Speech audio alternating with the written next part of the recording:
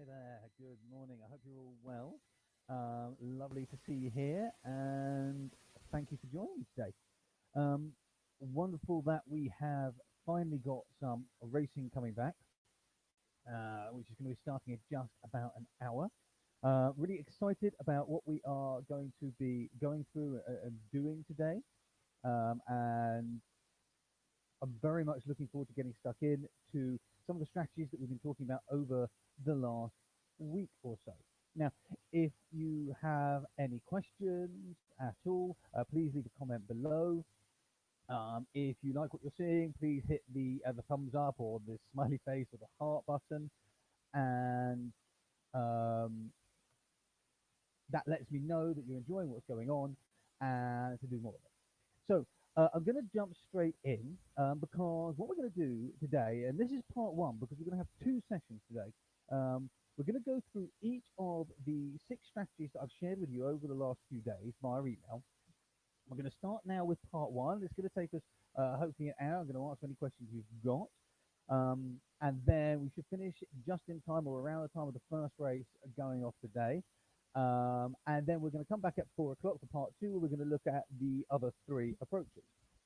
Now, before we get into the actual strategies, I think there's a few things that we should be uh, considering and talking about before we look at the selection that we're going to be finding. And that is, first of all, that while racing is resumed, it's not quite in the way it was before. And one of the biggest things is there are no on course bookmakers. And because of the way the betting industry works and the bookmaking industry works in the UK, um, if there are no on course bookmakers, this means that the SP, which is normally set um, by the on course bookmakers, is no longer able to be set by the on course bookmakers. Okay, I've just had a request to turn up the volume of my mic, so let me just jump in and try and do that. Bear with me 1 second. Okay, there we go. Is that better? Roy, is that better? Can you hear me now? Is it a bit louder? Could just confirm if that's a little bit louder, a little bit better.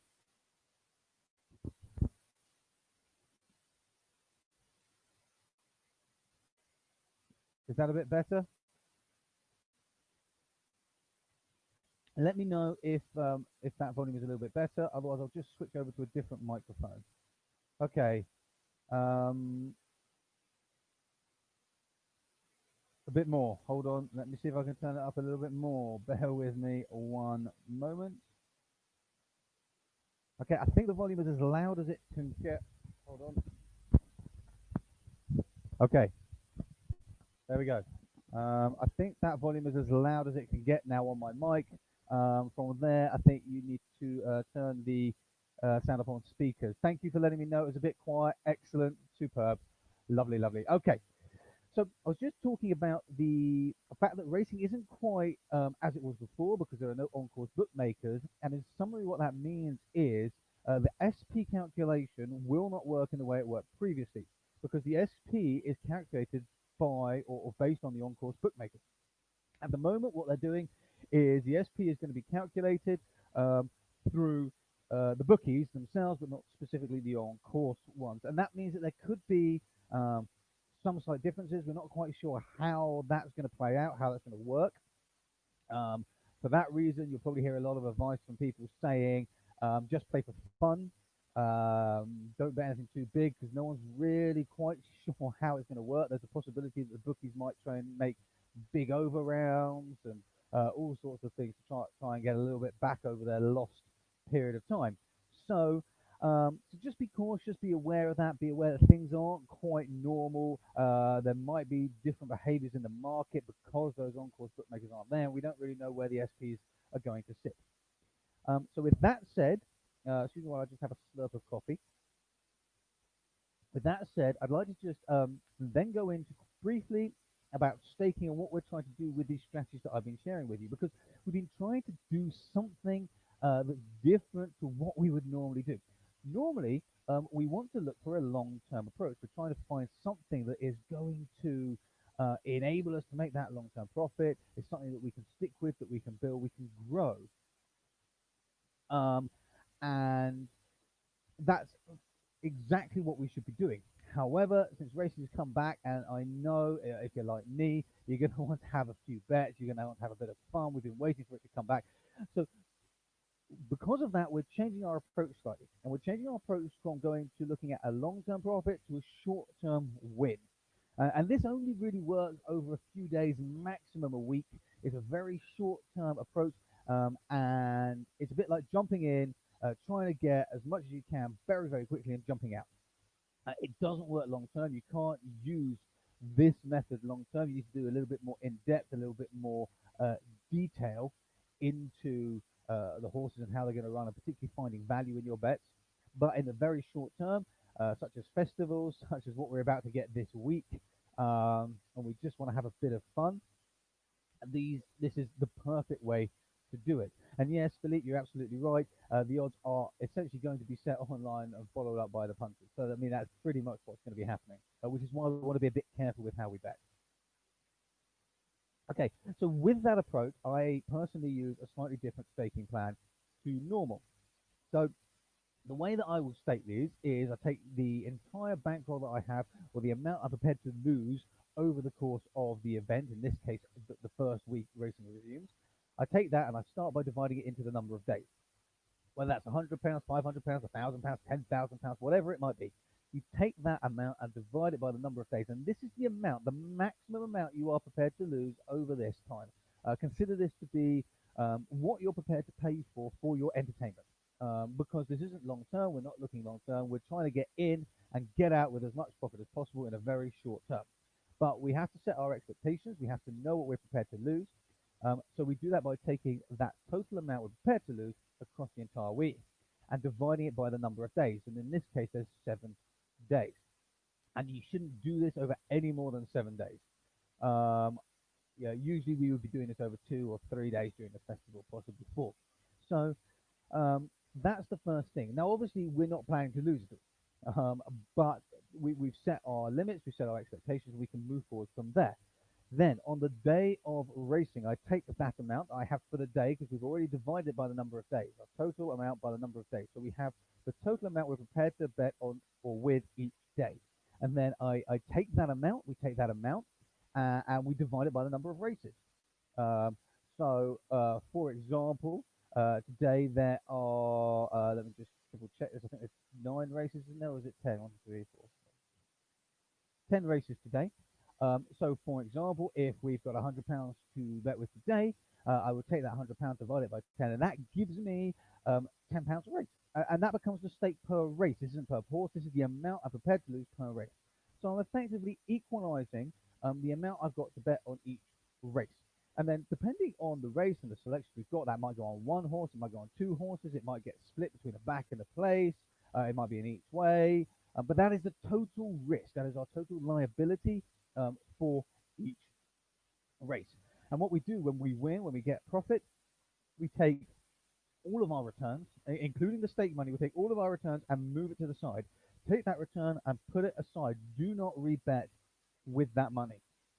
We take it, we put it to the side. We do that because we have already allocated the maximum amount we're prepared to lose over the coming days' events for our entertainment, for our fun. We're planning on coming out with a profit. However, this is the maximum we're allowed to lose. So we cannot bet any more than that. So any profits come back, we take the profit and the stake money, put it to the side, and don't touch it again. And then at the end of the week, you will have the pot over here on the side, and hopefully that pot will be more than what you started with. And so that's how I like to stake on these kind of events where it's kind of, we're saying it's a bit of fun. We're not trying to go for the long-term approach. We're trying to get in, we're trying to get out, we're trying to enjoy ourselves and have as many bets as possible rather than being super selective and finding the specific selections that we think may work in a long-term strategy. Okay, cool. I hope that all is clear. That makes sense. If you've got any questions on that, please do drop them in to the comments below. So with that, let's start by jumping in. We're going to go through 3 of those 6 strategies in this first session, and we'll do the next 3 at 4 o'clock. So I hope you'll be able to join me at 4 o'clock as well to go through the next three strategies. So the three strategies that we're going to go through now are the two-step winners, 70% winning horses, and Mr. Whale. So those are the three that we are going to look at. And the format's going to be, I'm going to go through them, I'm going to show them to you. They're pretty quick. The approaches are designed to be pretty quick. We're going to find contenders very fast. And then I might look at a couple of ways that we can narrow that down and how we might want to bet on them. So, um, so that's how we are going to go through it. And then if you've got any questions on that strategy, that we'll have maybe 5 or 6 minutes if there are any questions, for any questions about it, and we'll have a look around. And then we'll move on to the second one and then do the same and then move on to the third one. And then at the end of the third one, if anyone's got any questions that they've forgotten or wanted to ask, then just please drop them in and we'll go forward from there. Okay, so we're going to jump into the two-step winner. So let me now share my screen with you. Um,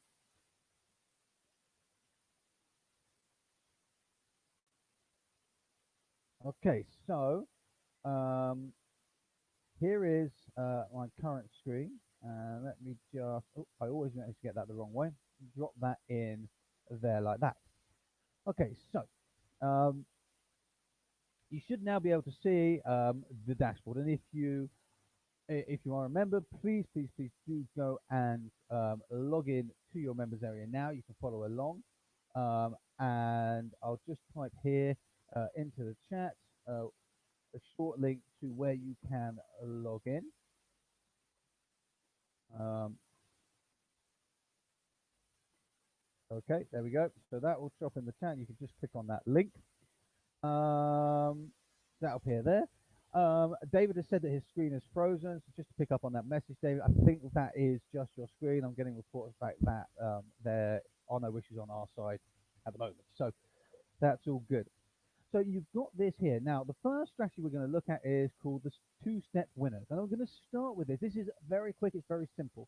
I'm going to start by opening the race at 1 o'clock at Newcastle today. And so here we go over to that race. And I do that just by simply hovering over that race. You can see some information about the race there. And we click on it. And you'll notice now that your dashboard here has got UK and Ireland racing above our light reel racing. The light reel racing will stay there as a training platform. It is there for good. But we've now got real racing coming back, and you can see obviously the next few days cards are starting to come in as well. So we're going to click on the 1 o'clock race there and let that open up.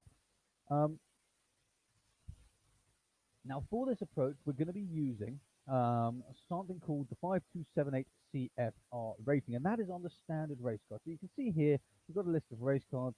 A lot of these are my own ones, but the standard one that you'll see, and that will be at the top of yours, the standard one that you will see has these ratings on it, exactly like you can see on my screen here. And you'll notice that in this middle column, there is the 5278 CFR. And actually, if I hover over that, we get a little pop-up that tells us what it is. But essentially, the 5278 CFR rating is a compiled rating, which means it's made up of a number of other factors. And it wins between, or it finds the winner in the top four between 52 and 78% of the time. And that's dependent on race conditions. So, so it's just a very good way of quickly shortlisting a race. So what we're going to do is I'm just going to let me move this up so you can see a bit better. I'm just going to click on that header there, and you'll see immediately the race card is sorted in order of that rating, and that rating goes down from 1 all the way, of course, down to 12 down here. Now, at the bottom, you'll see we've got an elimination section. I'm going to use that in a minute. So the first thing that we actually want to do is we want to look for the top 4. Now, if I click just above a horse's name, you'll see it highlights that as green. This makes it a potential selection. This is something that a horse we're considering having a bet on. So I'm just simply going to mark the top 4 horses in the race like that. Okay, so I hope you're following along there. If you've got your screens open and you are doing this on your own software at the same time as me, just just give me the thumbs up, give me the smiley face, let me know you're still with me there. Pardon me. Um, so that's the first thing that we're going to do. We're just going to highlight those top four horses, and it very quickly gives us a visual idea of what's going on. Then the second thing that we're going to do, and this is only two steps, this method, so this is the second step. The second thing we're going to do is we're going to remove any horses that haven't raced or had a good race, I should say, haven't had a good race in the last 8 months. Now, the reason this is the last 8 months, and actually I had a few people asking this via email when I sent this out, and the reason it's in the last 8 months is because essentially we've not had racing for 2 months. So usually I would do this around 6 months, or look for horses that have had a good race in 6 months and kind of look to remove those that haven't had a good race in 6 months. But since we actually haven't had a racing for a couple of months, I've kind of increased that to 8. And this isn't a hard and fast rule. So if you look at 8 months, you've got roughly 240 days, give or take. Um, but that's not a hard and fast rule. So if a horse has had a good race at 241 days, I wouldn't necessarily remove that runner. If it's had a good race 244 days, I probably wouldn't remove it. It's just a rough idea, and also it depends a little bit how recently the other horses have had good races as well. I mean, if none of the horses have had a good race for, kind of around 230 to 260 days, I will probably expand that up to maybe 260 days because that's how the field is looking. Where on the other hand, if all of the horses pretty much that we're looking at have had a good race in the last 30 to 90 days, I probably wouldn't expand it much. I might even drop it a little bit. So it's not a hard and fast rule, but it is a guideline to kind of eliminate those horses that have not performed well. And we can see here we've actually got two immediately. We've got Celtic Artisan and My Boy Lewis. I'm just going to unselect them there. And that leaves us with two runners. Now, and these are the strongest horses. Next, we need to decide on how to bet. But before we do that, I said I would look a little bit at, after each of these approaches to find strong horses, I would have a little bit of a look at some other areas that we can double check if we want to. And again, if you've got any questions on this, please drop them in because I'm going to come to some questions in a moment. So if there are any, so please do drop them in if you have any. Okay, so what are we actually going to be looking at for these? So the first thing is we've removed My Boy Lewis, and like I just said, this isn't a hard and fast rule, and this horse has run within 291 days. So maybe we actually just want to open up this horse's past history. Now I'm just going to share that horse's history so you can see that. Now there you go. You should now be able to see that horse's history behind me. I'm just going to have a quick look down here, and we can see that this horse has come 10th, beaten 6 lengths, 6th, beaten 7 lengths, 5th, okay, it was beaten only 1.7 lengths here, but that was back in August last year. And then if we just scroll down here, just looking at the beaten lengths, we've got 22, 13, 17.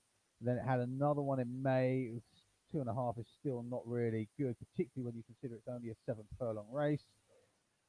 21 lengths, and then we had a win back on 2018. I mean, this horse pretty much hasn't been performing very well at all. Very quick glance, as you can see, and I'm comfortable in removing that runner.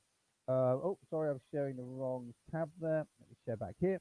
So coming back over here to the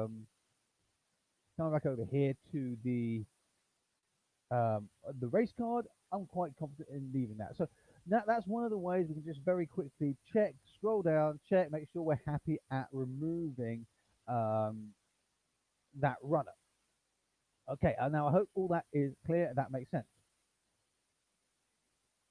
Now that leaves us with another couple of checks. So now we've got these two strongest horses. We've got Kerfwed and Al Osby in this particular race. Now, a check that I personally like to do is I like to remove any runners that have odds of over 29 to 1. And I do that because I just don't like betting at odds higher than 30. So I tend to remove those. And again, it will be the same here. If any of these strong horses had odds higher than 30, I would also take them out. So the way we can take them out visually, and it is quite nice because it's a visual thing. And race cars are generally cluttered. There's lots of numbers on it, and while we try to make them as simple as possible at the Race Advisor, we cannot get away from the fact that horse racing has a lot of numbers. So one of the ways is we like to slim down the race card, or I like to slim down the race card, and I sort it by the odds. We can immediately see those two horses. So this is one of the reasons I like to just click on that area above a horse and highlight it green when I'm interested, because very quickly we can see here that actually those two horses, they're not the favourites, but they're in the top four of the field. So the market's saying they've got potential as well, which is always a nice kind of confirmation when we're doing these kind of very quick approaches. But I'm just going to scroll down the odds here, and I'm going to hit this little X button next to any that have odds higher than 30, like this one, Zodiacos. And when I hit that button, you'll see it disappears, and it comes down here to that eliminated horses section. Um, so that's why we have that eliminated horses section. So visually, it's nice and quick and easy for us to just remove those runners. If we want to drop them back in, we can come down to the eliminated horses and pick the X, and it will come back up here. But I'm just going to remove all of those runners with odds higher than 30. There we go, like that. And you can see now that race card is much cleaner. It's much easier to see. Um, and you can do this both ways. I mean, if you like betting on outsiders at high odds, then you're probably going to want to keep some of those shorter odds horses, because you're going to want to see what level of competition your outsiders are going against.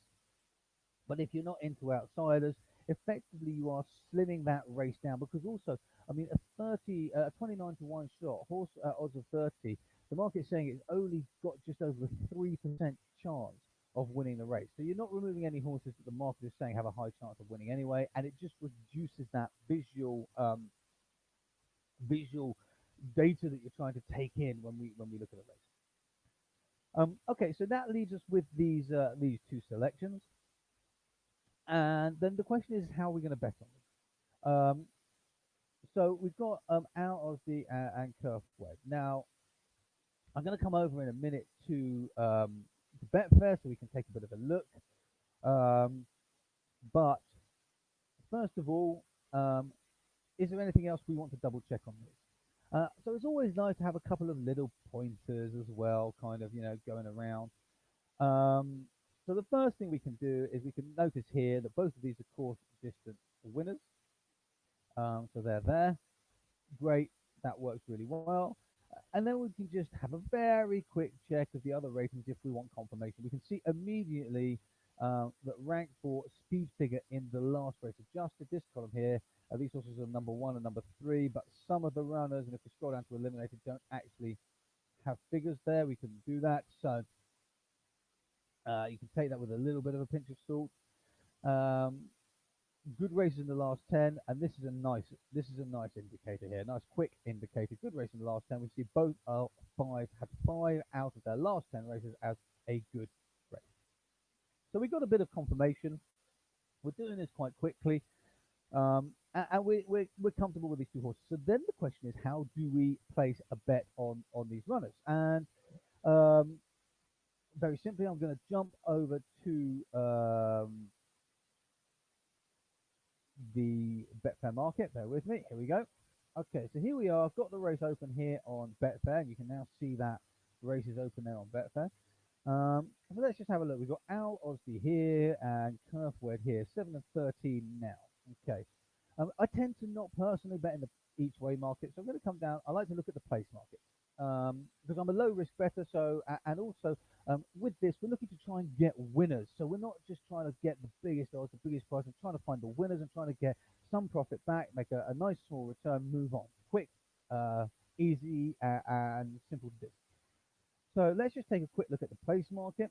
The normal place market is playing out 3 places in this race. So we've got Al Osby at 2.42 and Kerfway at 3.3, and that's quite nice place figures there. If we drop that down to 2, they're jumping up by 3.45 and 5.3. And if we increase the number of place positions to 4, we're dropping down to kind of odds on for Al Osby and 2.46 for Kerfway. So for me, at this quick glance, there's going to be 2 ways that I would be interested in betting on these. I would either go with potentially, actually 3 ways, I should say. I'd either go with an 80-20 on both horses, or I would go with an 80-20 on Out Aussie and a place bet on Turf Wedge, or possibly even a Dutch bet. So let's have a look at what the returns would be across each of these.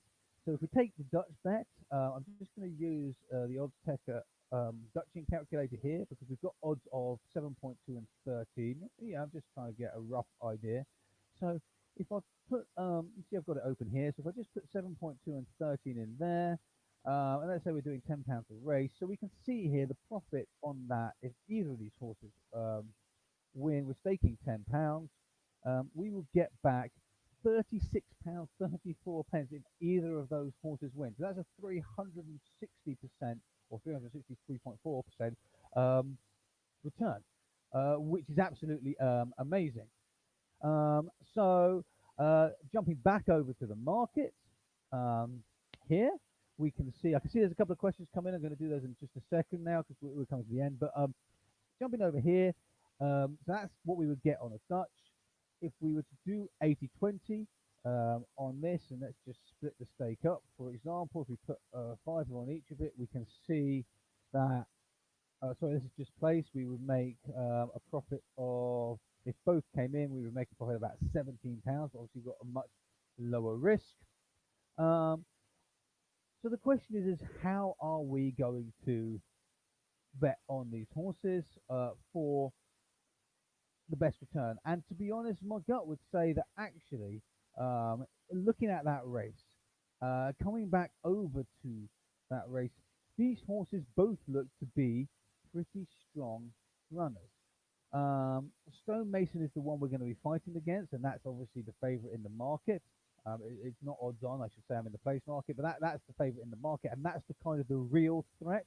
Which is what gives me a little bit of concern about Dutching each of these, despite the higher return. I prefer the low risk personally. So I will probably go for the 80-20 on both of those runners in that race. So that's kind of how I would probably bet that race. I'd be, let's do the 80-20 on those runners. Okay, so now, if there's any questions, I'm going to take them now. There's a couple in there. I'll answer those. If there are any others, please drop them in now, and then I'm going to move on to the second strategy. So Brian, let me just put Brian's question up here so we can see it. How do you rate the unexposed horses like the two gave with the limited number of races that they have had? When you say limited number of races, do you mean limited over conditions, or could you just clarify, please, for Brian, what you mean by limited number of races? Because both those horses had a fair few amount of races. If you'd like me to show you their race histories again, I'd be more than happy to. So if you could just clarify that, that would be wonderful. In the meantime, I'm just going to show Philippe's question here. How do you place an 80-20 bet? So an 80-20 bet, sometimes people call it 20-80, sometimes people call it 80-20. I go for 80-20. It doesn't really matter. But the point is your 100% stake is split 80% and 20%. You put 80% on the place bet and you put 20% on the win bet. This means that you obviously de-risk your bets because you've got an 80% stake and on the place market, and if that wins, you're going to walk away in a profit. And to be honest, if you put 80% of your stake on the place market and you can't walk away with a profit if the horse only places and doesn't win, don't do an 80-20 bet. There's no point. So if you can walk away with a profit on your 80% place stake, then an 80-20 bet becomes viable. But then, of course, if the horse goes on to win, you still got 20% there. You can get a nice bump in your return if that happens. Okay, I hope that makes sense, Philippe. There don't seem to be any more questions. Brian, if you want to get back to me at some point about rating unexposed horses, like what you mean by the unexposed horses there, I'll be happy to come and answer that. But right now, I am going to move on to strategy number 2. So let's just come back over to our race cards. Now, strategy number 2 is called 70% winning horses. So just have a quick sip of coffee there. 70% winning horses. Okay, so we're going to use another race for this, and I did go through. There are some conditions to the actual race for this strategy. I did go through those earlier, so I didn't waste time looking through all the races for those specific conditions here. Um, but um, number two, we're going to use the 2:45 race at Newcastle, obviously at Newcastle. And I'm just going to open that up here, and here is this race. So how does this approach work? This approach works with our PR odds column. Let me just scroll up here so you can see it fully.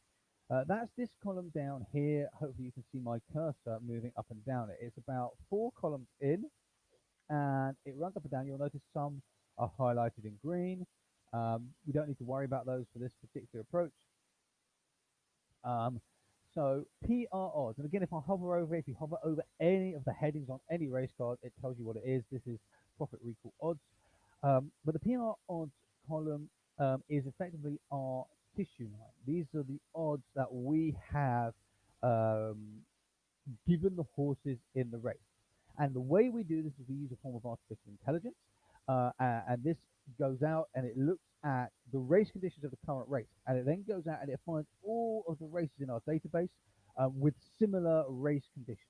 It makes sure we've statistically got enough runners in it. Otherwise, it kind of widens the parameters for those conditions a little bit until we statistically do have enough runners in. And when we've got enough runners in our sample, we then do an analysis on every single factor that we have in our database. And that's a lot of factors. So we do an analysis on all of those to find the most predictive factors um, in these race conditions.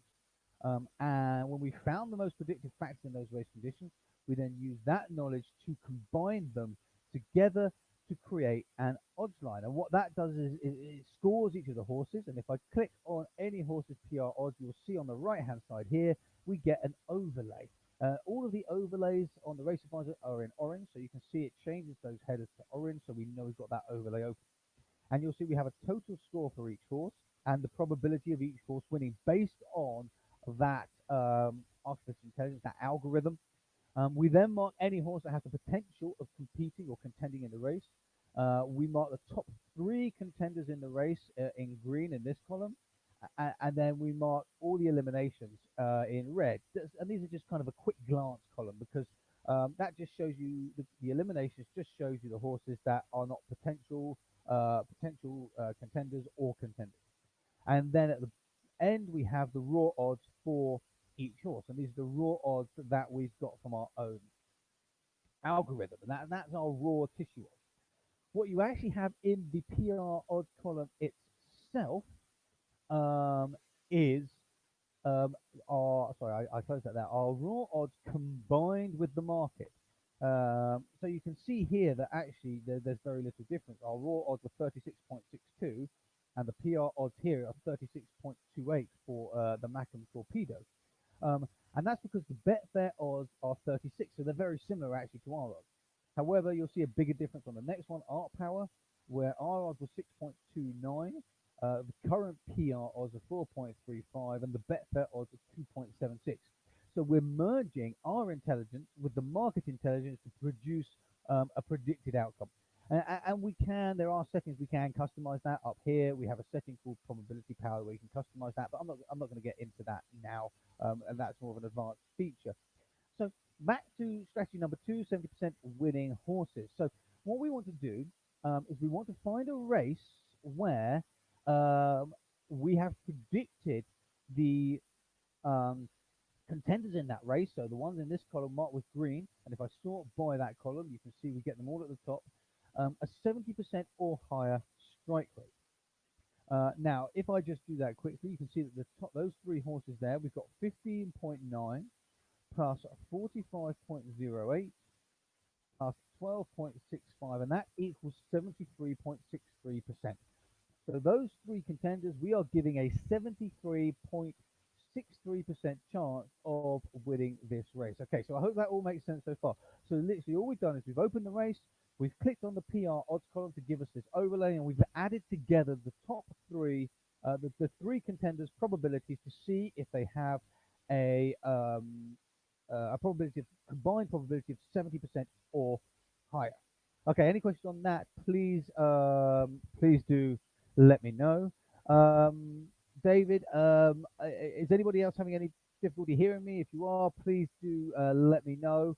If all's okay, just give me the thumbs up or the smiley face or one of those. I believe that everything is okay. It might be your speakers, David. Please try to turn the volume up on the Facebook video. You see at the bottom, this side at the bottom, there'll be a little icon where you can increase the volume slider inside Facebook, and that might put that volume up.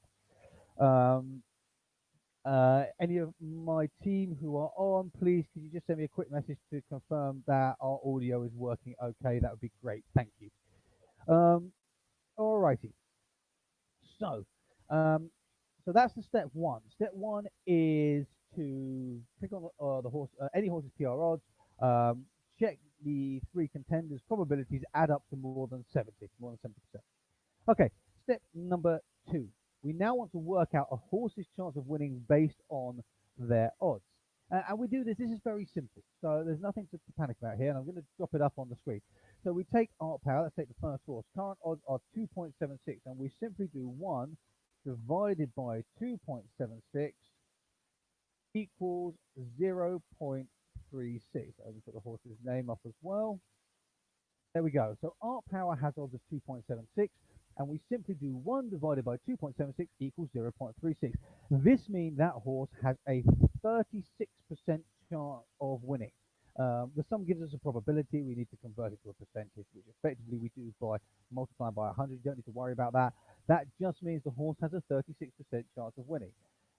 Now, if we move down, take the next horse, which is Magical Journey, and that is 1 divided by the odds, and the odds for Magical Journey is 2.46, which means that that horse has a 41%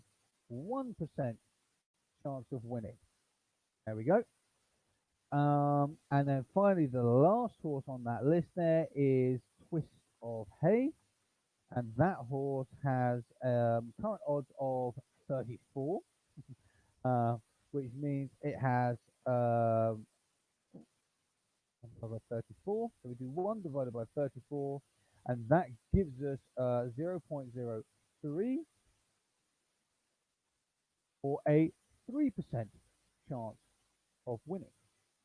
Now, if we add we then need to add all of those together exactly the same way we did it for our own PR odds. We're adding together the market odds. Okay, so we add 36 plus 41 plus 3, which gives us 80.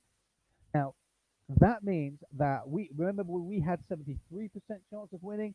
The market is saying these horses have an 80% chance of winning, and that would mean that actually using this strategy, there would be no bet. However, this was the only race today that met the conditions, which is why I wanted to show it.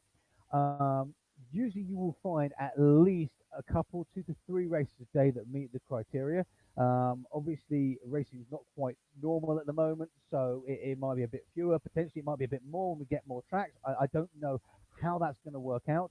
I would expect it to be a bit lower because of this SP issue where the bookmakers are actually in charge of making their own SPs, or effectively it's the online bookies, the off-course bookmakers who are going to be creating the SP. So I would expect this to actually be lower initially while we see what happens there, the volume of them. But usually we would get 2 or 3, sometimes 4 or 5 a day when the on-course bookies are determining SP. So that's what we do. So we are looking for the market, the market's saying that the horses are going to win less than what we are saying. So we had 73 in this example. We would then be looking for the market to say those 3 horses have a less than 73% chance of winning. However, they are currently saying 80, so we would move on. And the reason we are looking for it to be less than what we're saying is because then it is indicating that we have value. Our AI algorithm is indicating that actually there is potential for value on these 3 horses. And when we find that value, we then need to go ahead and decide how we want to bet in that race. And let's just have a very quick look at that race. Again, if there's any questions, please do put them in, because I'm going to come and answer some questions in a minute. So if there's any questions about how this works, then please do post it in there. Let's just have a very quick look at that race. So let's just jump over to Betfair, and we're going to open that 245 race. Here we go.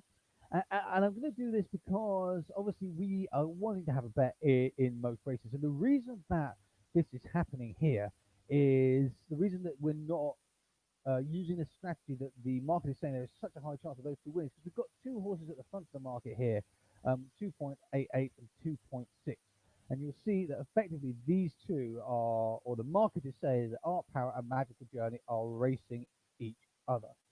So hopefully you can see that there, that the market is saying that, and that's why we're not meeting the criteria required for this race.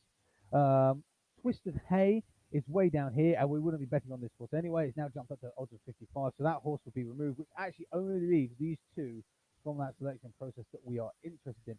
2.88, 2.6.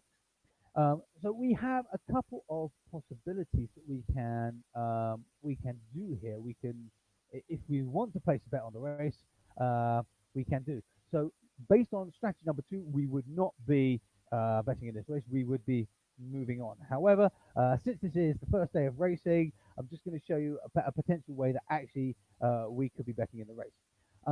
And very simply, we're going to look at something back on our race card. So let me jump back over here. So back on our race card, you can see I've still got the PR odds overlay up, and I've got the probability. Now notice here, I've now sorted in order of probability. And you'll notice we gave Magical Journey odds or a probability of 45% and odds of 2.2 over here. And Art Power, we gave odds of 15.9%. Sorry, a probability chance of winning of 15.9% and odds of 6.29. So the market is kind of agreeing with us on Magical Journey and massively disagreeing with us on Art Power. Now, Art Power was very well suited on soft ground when it last ran at York, and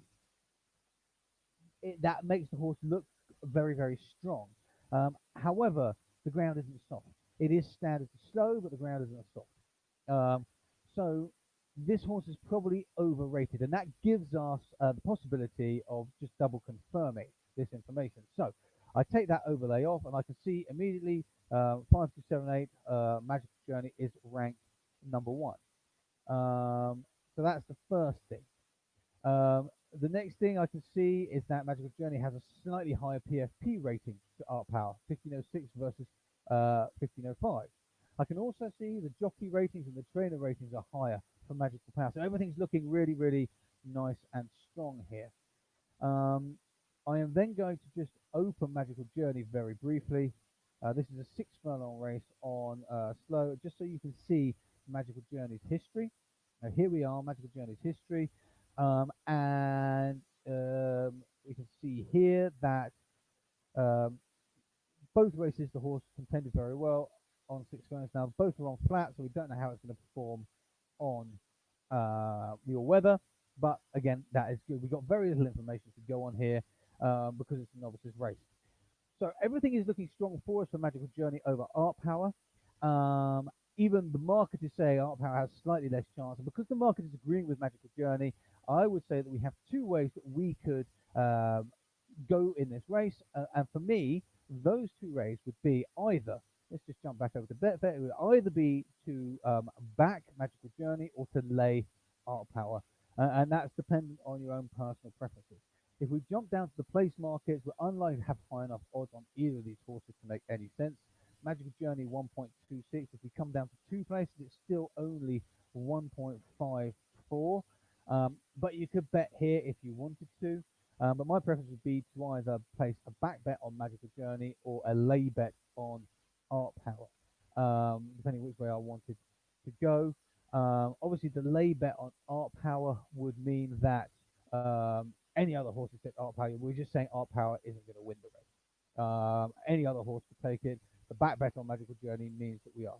And let me just show you what that means in terms of difference. If I put a liability of £10 here, for example, you can see here that the stake is 5.26, £5.26.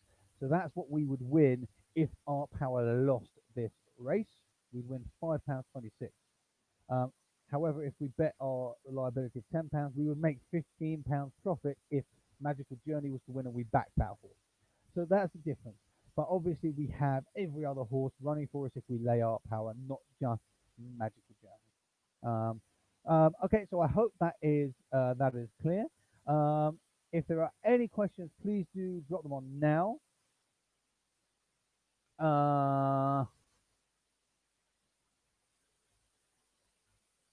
I don't think we've got any questions on that particular strategy, which is great.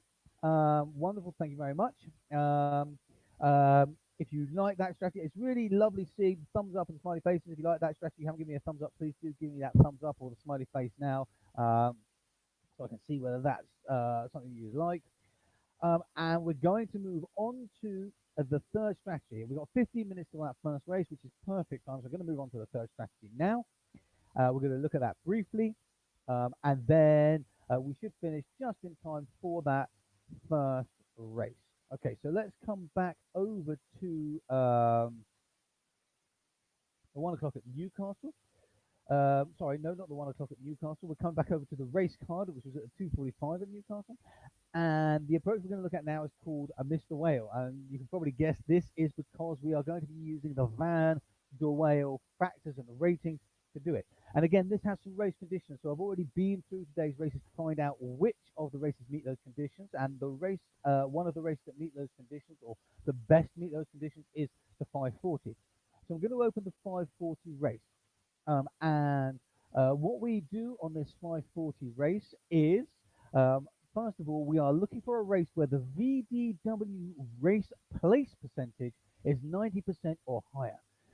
We have them here. So you should be able to see them. I've just highlighted them on your screen. I'm going to unhighlight them. We have a VDW win and a VDW place race percentage. And what this is this looks at our VDW ratings, and our ratings are slightly adjusted. From the traditional Van der Wale, we've updated them, upgraded them a little bit over the years, and we then take the VDW ratings and the scores that we give the horses, and we look back at the race conditions in the database, and we see which of or how often the top 4 horses for the Van der Wale ratings place and win, or how often one of those top 4 horses, I should say, how often one of those top 4 horses for the Van der Wale ratings place or win similar races to the one that we are looking at right now. And that's based on all the race conditions.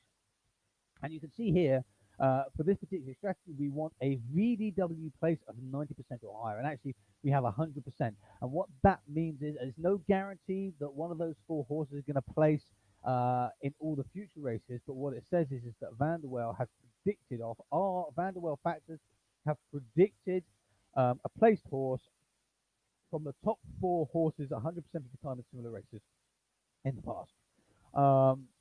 So this makes it a very good, strong starting point if we want to use Mr. Wales ratings. So we're looking for that 90% or higher.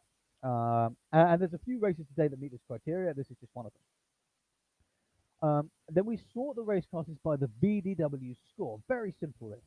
To get the VDW score, we'll see we have VDW odds here. Now this is called VDW odds because we have merged our Van der Wale score with the market odds to create this final odds column here. However, we don't want to use that for this approach. We want to click on any horse. Again, you can click on any horse and we get the VDW Van der Wale overlay. So that is absolutely excellent. We get that overlay there. And with that overlay, we can see we have the form ratings broken down, the ability ratings broken down, and the score broken down. And we're only interested for this strategy, we're only interested in the score. And we sort by VDW score, and there we are interested in the top 4 horses. I'm just going to highlight them here, 1, 2, 3, 4. But you'll notice that horse number 5 also has the same score as horse number 4, so I'm going to highlight that as well. Okay, so we can expect at least one of these horses to place in the race, possibly more. That gives us a short list of um, usually four, sometimes five horses in the race. We can also see that we expect one of these horses to win 81% of the time, which is very, very high. So how do we then now, we've got our strong horses here, how do we then now decide how we actually want to bet in this race? So again, the first thing I'm going to do now is I'm going to sort by Betfair odds. Okay.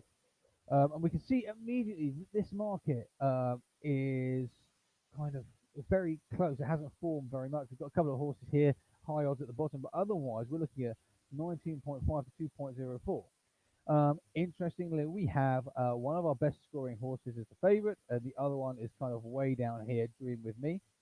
Uh, McAllister next to it is 2.16, but that was a 9 horse, and Flames of York is odds of 4. So how do we bet? So one of the ways we could do this is we can actually look to Dutch in the race. We've got this many runners. We can look to Dutch in the race.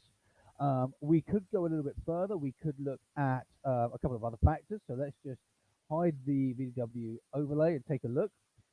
Again, we can use some of the information we've already learnt about. So we can see here, horse rank number 1 for 5278, Frankly Darling, also matches with one of those top-rated VW scoring horses. Um, Cracking Destiny has had 9 good races in the last. That doesn't seem right. Let me just open that, see what's going on there. 9 good races. Okay. In the last 10. Coming across, we haven't got much data here. Again, it's a type of race doesn't give us much data. If we open Frankly Darling, one of the best ways to do it here is when we don't have much data, we're talking novice and maiden races. We can take a brief look at a past race. But again, if we look at Frankly Darling, you can see there's one race on heavy ground. It's a similar distance, a higher class, but we're on all weather. It is standard to slow, so there might be a little bit of similarity, but we don't really know how this runner is going to perform.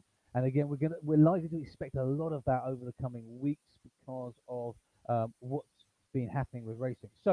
Um, so one of the best ways with novice and maiden races is to actually go with the market. So with that in mind, I'm going to jump over to I'm going to jump back over to Betfair here. We're going to have a look at that 5 race time. Was it 5:40?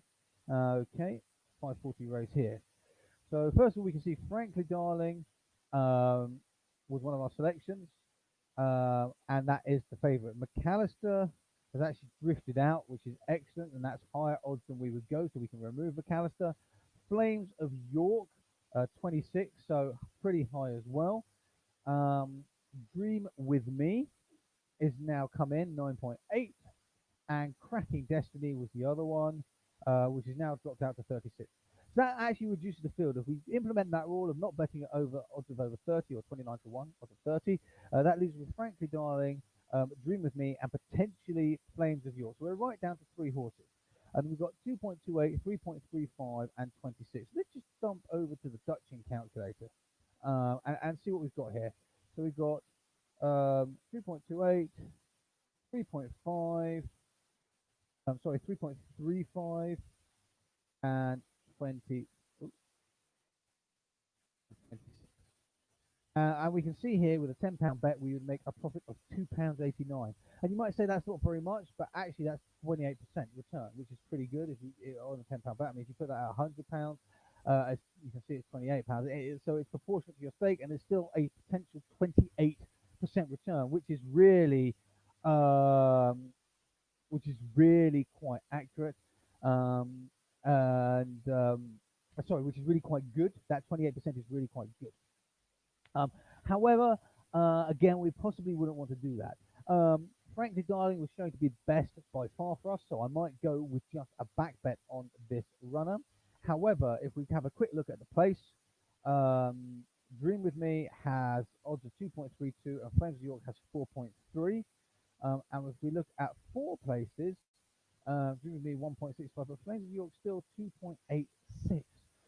So actually, what I might look at doing here is backing Frankly Darling to win, placing Dream with Me at 2.32 in the normal place market of three places, and placing Flames of York at 2.86 in the four place market. So that's probably how I would be looking at running that particular race and those particular bets. Okay, I hope that all makes sense to everybody. If you've got any questions, please do drop them in now, and I will go through and answer them. We've got 5 minutes until the first race at Newcastle goes off. Chris, you are absolutely right. Frank Destiny is a hurdle chase record. That's absolutely right. That's a very good point. While I'm waiting to see if anybody has any questions, I hope you've enjoyed this. I hope you'll be able to join me at 4 o'clock where we're going to go through the next three strategies as well. There are still three races when we start that at 4 o'clock, and we're going to be looking at the strategies in order of those races to make sure that we get them in time.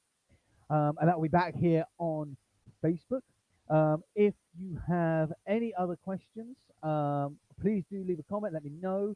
As there are no questions currently, I'm going to I'm going to leave that then here. And if there are any questions asked before the next one, before the next live session, before part two of this at 4 o'clock, I will answer them first in that session at 4 o'clock. In the meantime, thank you very, very much for joining me. It's been great. I will look forward to seeing you at 4 o'clock. I'll send you a quick email reminder to let you know 15 minutes just before it's starting. I will be online early as well, so we can chat again before we begin. You can let me know how you've been getting on with the first few races of racing resuming. Um, have a great next couple of hours. I will see you at 4 o'clock. And thank you very much for joining me. And I will see you later. Bye for now.